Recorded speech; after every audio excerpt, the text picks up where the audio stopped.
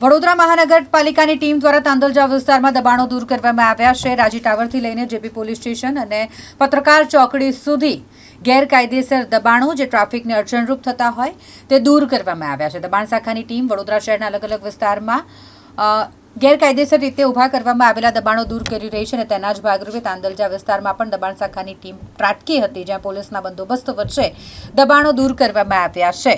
રાજી ટાવરથી લઈ અને જેપી પોલીસ સ્ટેશન અને ત્યારથી આગળ પત્રકાર ચોકડી સુધીના ગેરકાયદેસર દબાણો દૂર કરાયા છે।